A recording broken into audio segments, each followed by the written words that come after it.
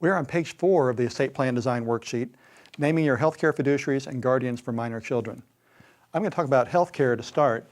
So we're talking about these two documents, the Advanced Healthcare Directive, which may or may not include a living will, the HIPAA authorizations. And so with these, we're authorizing people to be able to receive the medical information from the doctors and hospitals.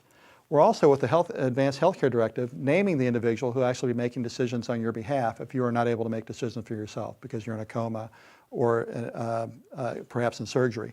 So we have a spot for the husband and the wife, and it's not uncommon for them to name different healthcare decision makers. So the husband might name, usually spouses name each other, but if you could name children, you could name a friend, you could name somebody who has experience in the medical industry. It's usually best to name somebody who is close by in the event that you're in an accident and they need to be coming into the hospital.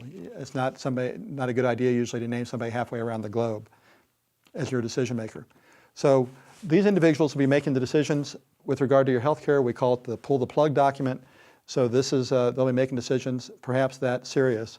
With the HIPAA authorization, you're just authorizing the people who can actually be in the room listening to the doctor speak. One of the hardest decisions for parents is to name a guardian for their minor children, but it is one of the most important decisions, and you really should make it instead of having the court decide for you. So the guardians are named in the will. We hope to never use the will because everything will be in your living trust from a financial standpoint, but from the guardian standpoint, we do name them in the will. That's one use of a will.